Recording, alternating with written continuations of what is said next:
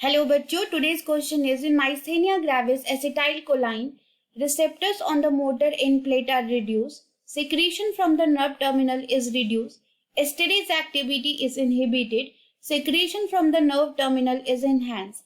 तो हमें ये बताना है इसमें कि माइस्थेनिया ग्रेविस जो होता है उसमें क्या होता है कि एसिटाइलकोलाइन जो है उससे receptor and motor end plate पे रिड्यूस हो जाती है, या फिर secretion from nerve terminal reduce हो जाती है, या एस्टेरेज एक्टिविटी इनहिबिट होती है, secretion from nerve terminal enhance हो जाती है।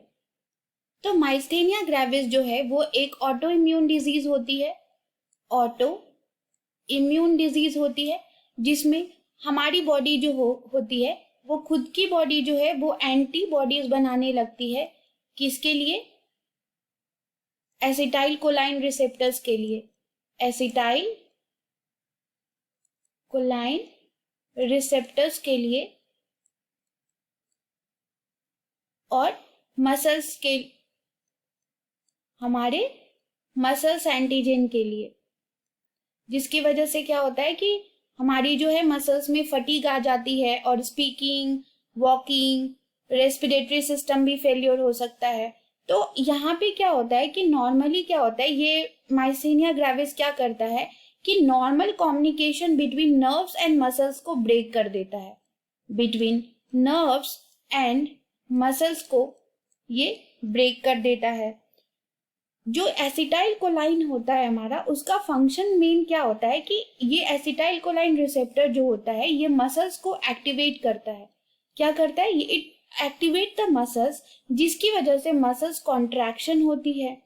अब यहाँ पे क्या हुआ है हमारे माइस्थेनिया ग्रेविस में, यहाँ पे जो एंटीबॉडीज बन रही है ना वो क्या करती है कि ये ब्लॉक कर देती है या फिर ऑल्टर कर देती है, या फिर रिसेप्टर्स जो होते हैं ना वहां पे एसिटाइलकोलाइन रिसेप्टर उसको डिस्ट्रॉय कर देती है। क्या करती है? या ब्लॉक कर देगी, या फिर ऑल्टर कर देगी, या फिर डिस्ट्रॉय कर देती है ये एसिटाइलकोलाइन रिसेप्टर्स को। तो इसकी वजह से क्या होता है कि न्यूरोमस्कुलर जंक्शन पे जो ये एसिटाइलकोलाइन रिसेप्टर जो डिस्ट्रॉय हो गए हैं, इसकी वजह से मसल्स में कॉन्ट्रैक्शन नहीं होता है।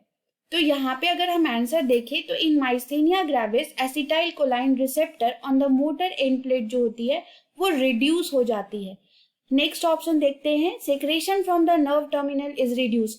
तो यहाँ पे नर्व टर्मिनल से सिक्रेशन की कोई बात नहीं हो रही है, वो तो एसिटाइलकोलाइन के रिसेप्टर्स को ब्लॉक, ऑल्टर या डिस्ट्रॉय कर देती है। एस्टेरेज एक्टिविटी इज इनहिबिटेड, यहाँ पे एस्टेरेज एंजाइम की भी कोई बात नहीं हो रही है एस्टेरेज एक्टिविटी की।